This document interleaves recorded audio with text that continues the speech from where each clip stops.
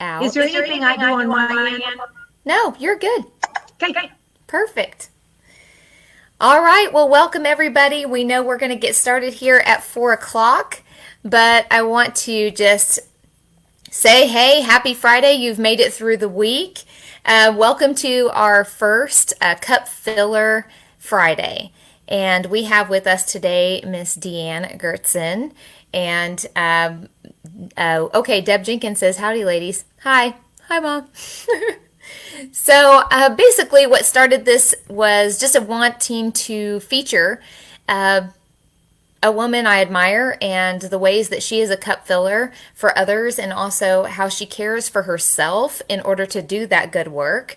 And so one way that I care, or that I try to fill your cup every week on Wednesdays, is through just solutions for skincare and solutions for makeup that might help you feel like your most confident self, and knowing what those things are. But that's only one kind of self-care. There's so many different ways that people take care of themselves. And so that's really what this is about, just different ways to fill your cup and getting to hear from someone else's point of view that's been through it, that seems to be doing it really well. But but without further ado, I will want to bring on for you then Miss Dee Ann Goertzen. So give her some hearts or some likes or some loves and let her know that you're here. All right. Well, Dee Ann, I guess we should talk about how we met. I'm guessing we just met through massage, right? We did. Someone got you a gift certificate, another teacher? I think Emily Bradbury told me about you, and then I went and got a massage from you. And as I said to somebody yesterday, maybe it was on my live yesterday, but I said as soon as I met you, I felt like I'd known you forever. And when I talk to other people about you, that's a very common statement. I don't even know if you know that, but that's speaks awesome. to the level of comfort that you give to so many in that space. That's awesome. I'm pretty simple, and comforting is one of my, I guess one of my things that are important to me is that people feel comfortable. Absolutely. Well, ladies, do you want to tell us a little bit about you before we get to the questions that we wanted to talk about? Well, I grew up in Gridley. I'm one of four. I have an older sister, a younger sister, and a baby brother who we think is the prince. And I went to high school in Gridley. I went to college in Hutchinson. Married a farmer from Nebraska in 1978. We raised three kids in Nebraska, two boys and a girl. Our kids are 40. Trevor Ray will be 38, and Heather's 32.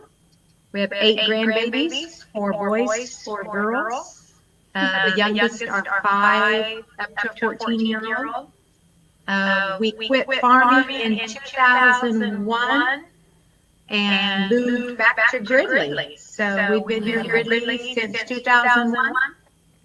And I've done a multitude of jobs, but mostly I raised my kids and was a farm wife partner. Yeah, yeah. So in your current role, can you tell me how you got into massage? Current role. I've always liked massage. I have several friends that were massage therapists in Nebraska, good friends. We got massages regularly.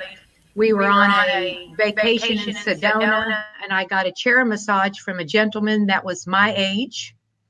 And he said, have you thought about being a massage therapist? And I'm like, no. And I'm like too old for that. And he said, no, I think you could do it. And so anyway, I came home and I told my kids I'm going to massage therapy school, and they all laughed. And then I did. And that was 8 years ago right now, I guess. So I just think that's pretty profound in that you don't have to be one thing in your script of life. So I think that's really cool. Your story's not over. So my story is not over. I'm not sure what it is yet, but it is definitely not over. No, absolutely not. Well, that's awesome. I didn't know all of that about you. even after all of these talks that Yeah. we've had. I actually worked for telemarketing, took calls for Cabela's actually at a call center. I sold life insurance. I was terrible at that. And had to study and take a test. I was terrible at it. And I worked for a sports chiropractor, which probably spurred my interest in massage too. But and I was a Weight Watcher leader. I don't know if you knew that, but I taught Weight Watchers and I demonstrated kitchen machines. I still grind flour and bake bread, but I demonstrated kitchen machines and taught classes on the internet. Oh my goodness. When was that?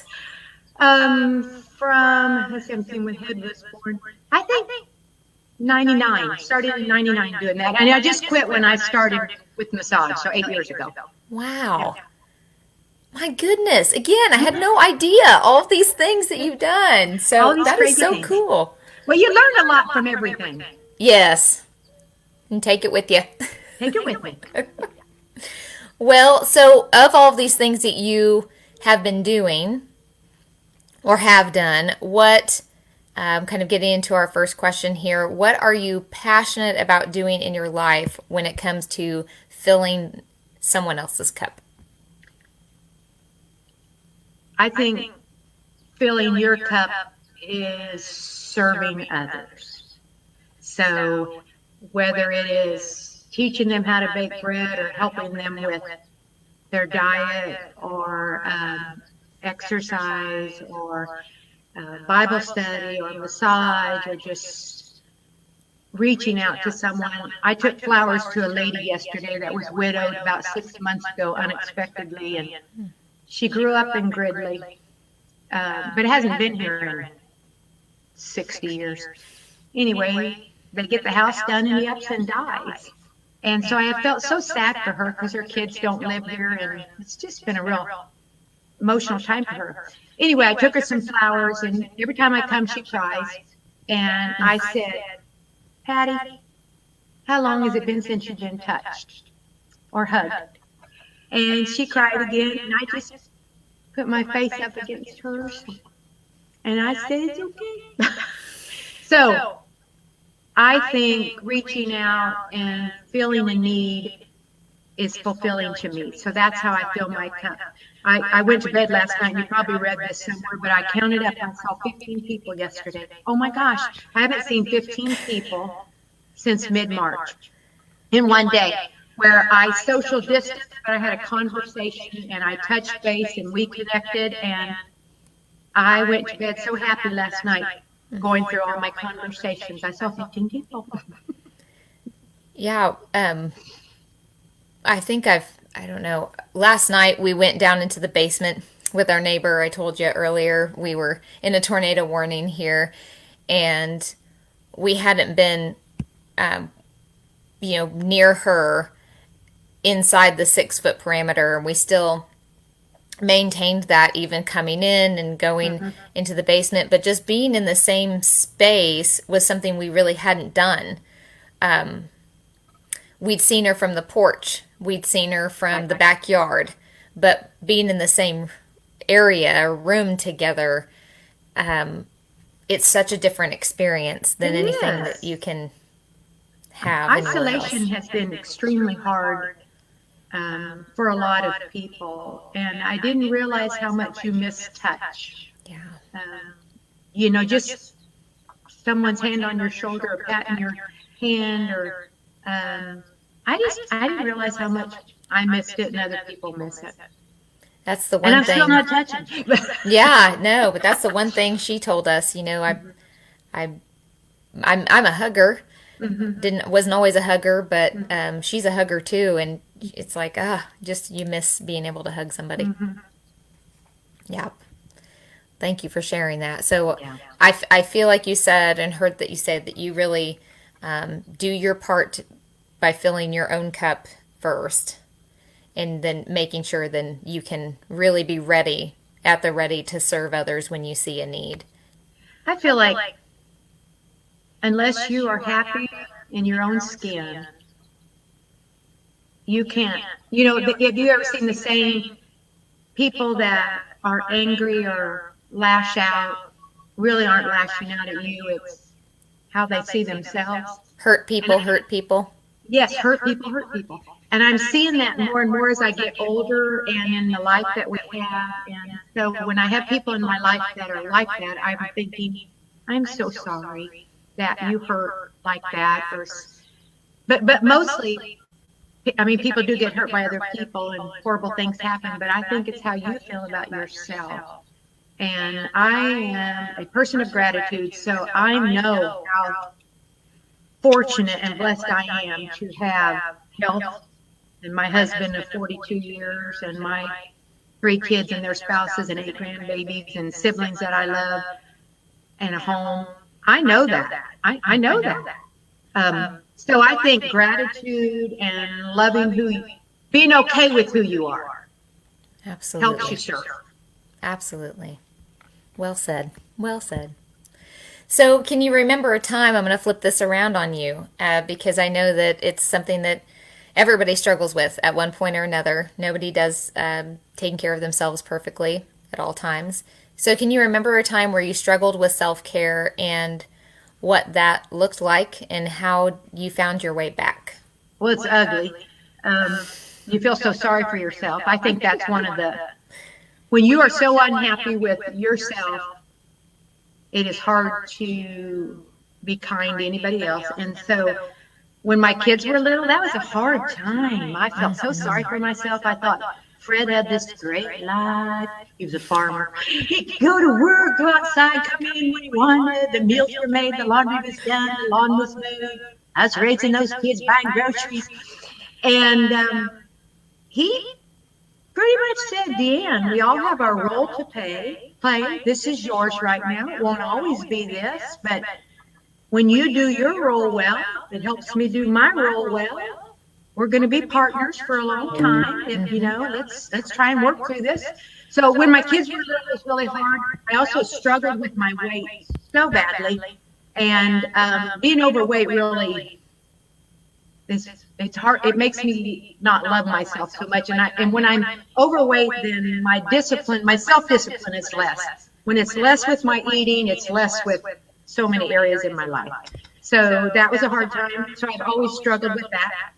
And then when my parents were killed in a car wreck 29 years ago this June. And so it takes you all the way back to being an orphan immediately. I was the only one that lived out of state. John and David and Debbie were here. So they had people around them that knew mom and dad, that loved them. And I felt really alone. It was a struggle for probably 3 or 4 years to just move through being 33 years old and not having any parents in an instant. What got you through that time? The Lord. I mean, definitely the Lord.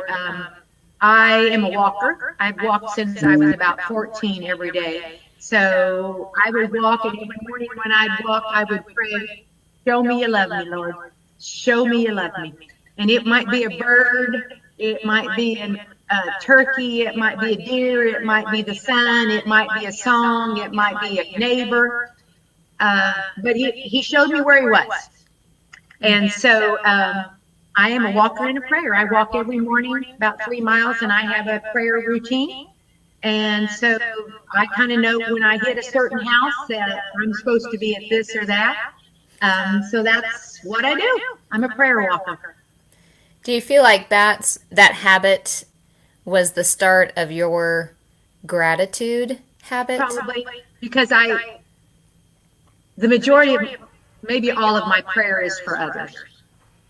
And when my kids would go through a hard time, or like Aunt Jan having cancer right now, she's taught me a ton. And the older you get, the more flippin' grateful you are for what you have and what you've experienced. And so, I just lift it up to the Lord, and I have a lot of memorized scripture, and I start out with memorized scripture, and I end with memorized scripture. And so that has always carried me along on my walk. So yes, absolutely gratitude. So powerful. I appreciate you sharing that. So in your typical day, if I'm Dee Ann in a typical day. For you. So what are your top three things that you do for yourself every day So that you just make sure you do to keep yourself centered in your own care? it's always prayer and walk. Music is always a part of my day. Listening Woo! to it. Oh, why now? I wish I could play it. That was way harder than I thought it'd be. Listening to it, singing. So music is a big part. Um, you're going to think it's crazy, but eating right, fresh fruits, vegetables, good meats, good breads. I'm a connoisseur of, I like good food. I like fresh food. I will wait for the good food. So, and then reaching out, talking to people, whether it's Facebook, I have a sister that won't have anything to do with Facebook because it's Satan or something. But for me, I have learned a lot. I've been able to encourage. I can share pictures, and I will run into someone that says, "Oh my gosh, I loved your trip to Arizona, and I've never seen cactus before, wild horses before, and that made me so happy." And I'm like, maybe that's a gift. That's a talent. Maybe that's a way that I can bring joy to someone else's life, show them things they might not ever see, but give God the glory. I mean, wouldn't that be cool? So that's probably part of my day. Absolutely. I do find so here's a kind of a bad cycle, right? If I'm having a day where I'm not feeling good, then I tend to crave stuff that's not good for me. And then I just feel worse. Oh. So I really do, the things they told us that they're always telling us, right? Your doctors are always like, eat right, exercise, drink plenty of water. I don't care what the program is. It's some version of that you're going to have to follow. And so it's like, why is it so hard for us to get this through our head? It's something we've been told for a really long time. But when you're not feeling good and you feel down, it's the you don't junk take care of yourself. It's the junk that I want, and it's just not good for me. But if I make an intentional, it sounds like you are extremely intentional. If I make an intentional choice, I think it's part of who I am, and it probably helps being old. Ask your mama, since we're the same age. But we tend to get in a groove, and that's how we operate. So, and we have less distractions than you young people with your kids. When I think about the quarantine and the homeschooling and people that were working and homeschooling and being isolated and the whole grocery situation when you live where we live, I thought, oh my gosh, I'm glad it's just Fred and I. I'm just worrying about Fred and I, and we don't eat that much. So if I had 5 kids, it would be horrible. So you guys have a lot on your plate. We're living the good life right now. It is seasonal. It is seasonal. I've said that before in this page, just that raising my kids, I just didn't think about taking care of myself. I poured every ounce of energy I had into my kids because that's appropriate at that time. Yeah. But then my husband would say things to me like, hey, why don't you go on a walk? Why don't you play your guitar? And I just wanted to throttle his neck because I was like, here's why I can't, because I can't shut my mind off. And I'm always thinking about the 10,000 other things I should be doing for the house or for the kids or otherwise, besides doing something for myself. And for a long time, I told myself it was selfish of me to desire time to do something that was just for me. It just felt selfish. I was like, no, I'm a mom, and that's what you do. But then times that I would take that moment where he'd say, hey, let's go on a walk real quick. I think we can get in a walk. We'll send, a neighbor girl over and she can be there while the kids are sleeping. Let's just go for a walk. And I would come back so supercharged, refreshed, and better. But I didn't do it often enough for it to get through my thick skull that, hey, kid, that's the key right there. You've got to do that for yourself or you're going to be a mess constantly. So for a long time, I just had this guilty dialogue going on. And I think a lot of people do. I think there has to be a balance. I mean, I definitely think there's some that are one extreme, that it's all about them and their needs. And I would hate for my kids to think that's how I was. Right. That mom always took care of her hair and her teeth and her Right. nails and her clothes and her body Before she took care of us. before she took care of us. That was my mom's priority, was her. And then there's the other extreme, and I have many a good friend that's on the other extreme. I have a sister that's the other extreme, saying it's all about you, and I'm going to take care of you, and I'm not worth that kind of attention. And I just think you just got to seek a balance. And it's hard. And I think maybe things have to happen in your life to cause you to have a balance, maybe even. I don't know. Yes, I do believe that's true. Last year when I got shingles, that was a big old shocker for me. That was hey, you've got to do something different. Yeah. So, okay.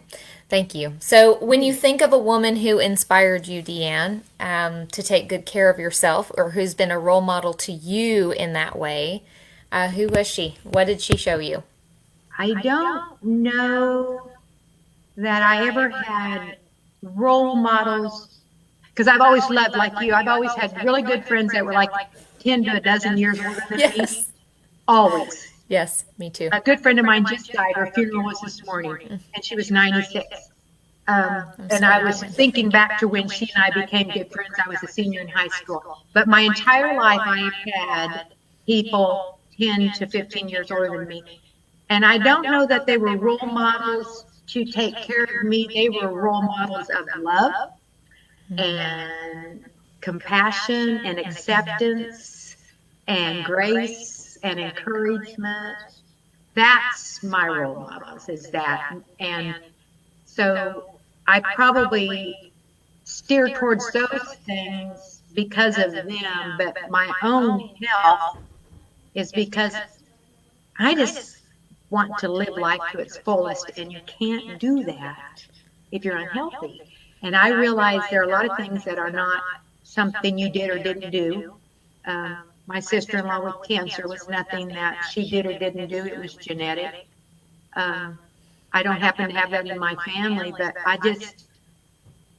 want to know when my time is up or when Freddie's time is up that we did it. We did the things we wanted to do. We loved the people we loved. We were loved, and now we're going on to the reward. But so I guess I learned in love, but I also learned to take care of myself for me.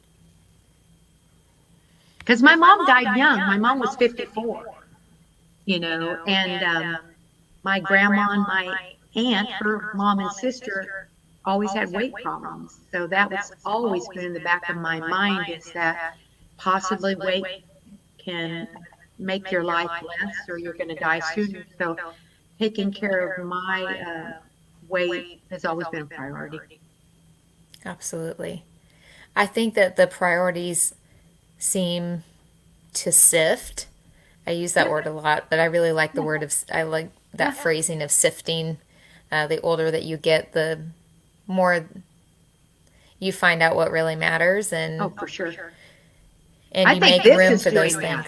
I think this disease and the quarantine, the uncertainty of knowing how long our lives are going to be different, doing with less. We were talking about nails the other day. I mean, I've never really been a nail person anyway, but that would not be on my, gotta get that done. I just didn't go to a good farmer's market.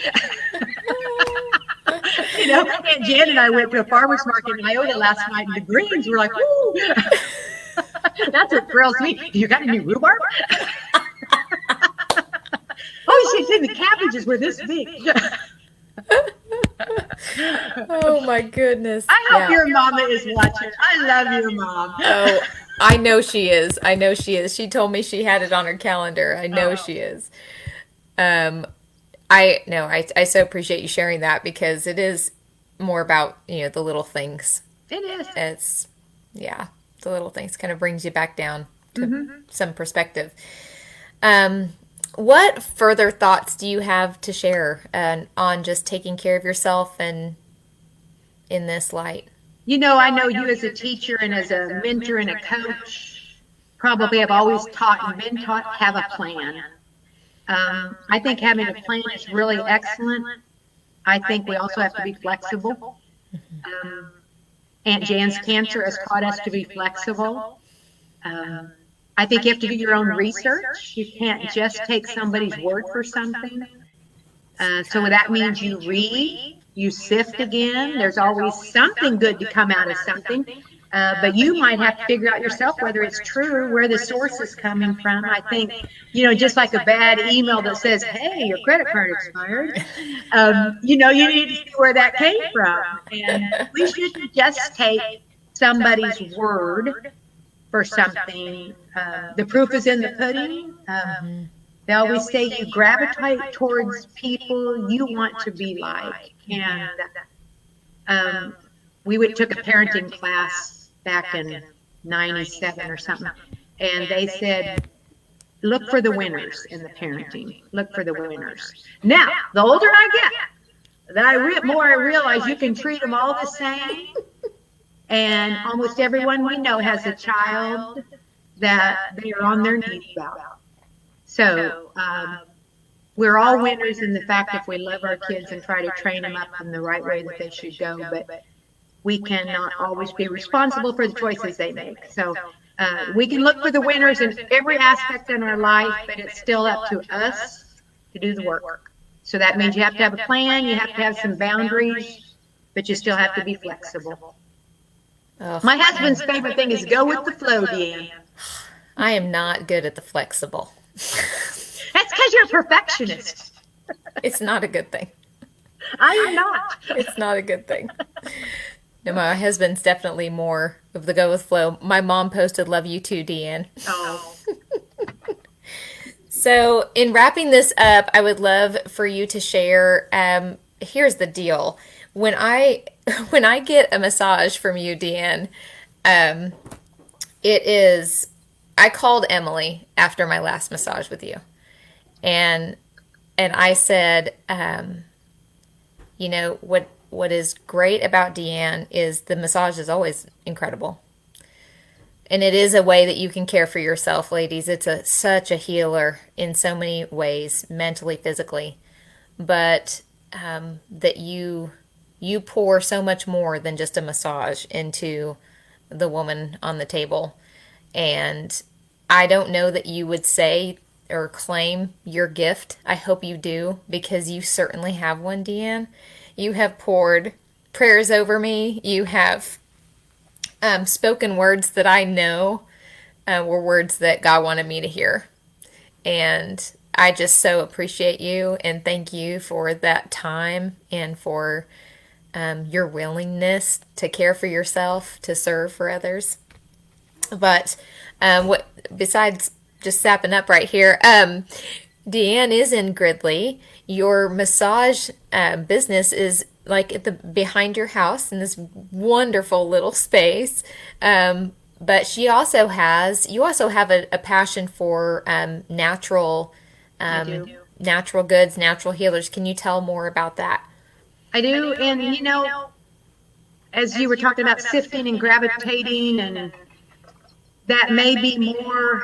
And again, maybe it's just getting people in. Maybe it's the conversation. Maybe it's, oh, you've got that issue. This is what I tried. Or I met this great supplier. I may be gravitating more towards that, what people need, because I do believe in natural products because our skin absorbs it. And I just don't like a bunch of junk going in my body. So I'm always looking for that, for natural ways to heal, for alternatives.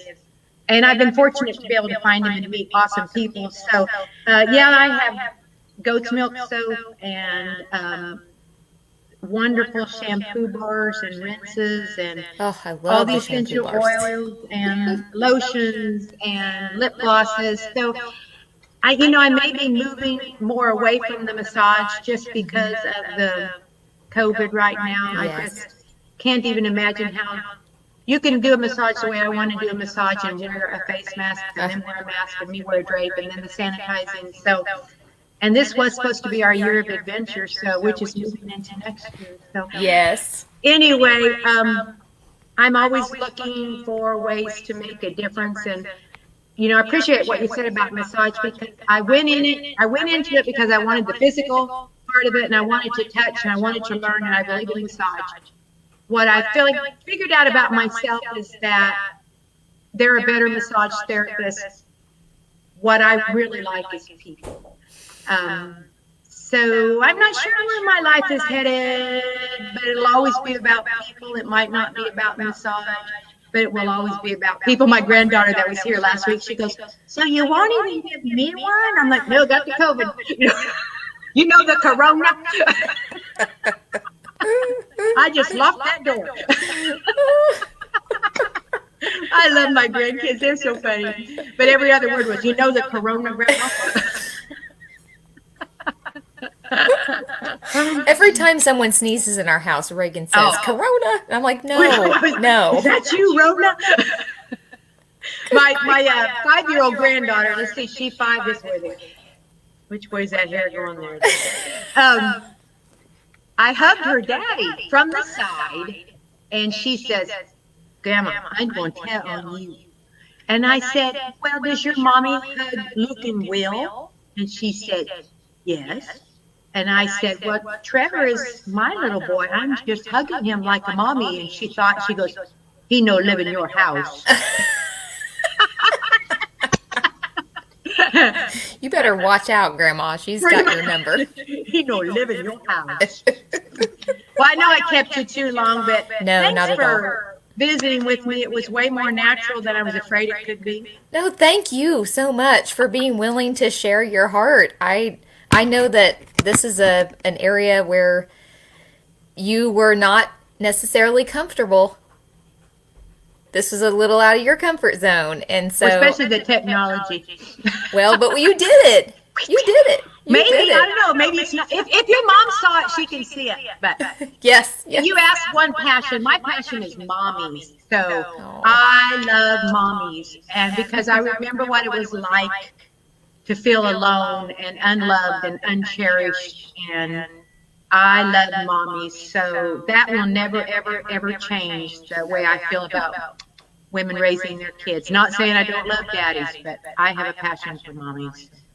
Well, I was shocked that you knew another mom that I've been working with for 2 years. I had no idea you guys knew each other. Amanda Neff, I don't know if she'll see this or not, but yes. They got married and moved to Gridley within a week of getting married, and then so she just lived around the corner from me, and we connected. It's a small world.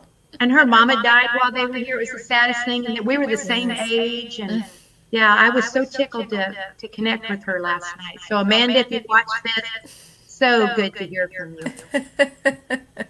Well, Dee Ann, I wish for you continued health. You too. And hopefully we can connect together in the same room sometime soon in the future. And my skin cleared up now, so nice. I'm so glad. Took forever. I'm so glad. Well, everybody, if you want to find Dee Ann Goertzen, you can go to Caring Hands Massage on Facebook. You can follow her there. You can friend her. I don't think she knows a stranger. So every day it's something that's bright, positive, inspirational, and that's worth seeing in your feed, especially at a time like this. So thanks for joining us. No problem. Thank you so much. Take care, friend. You too. Nice to see you. Bye.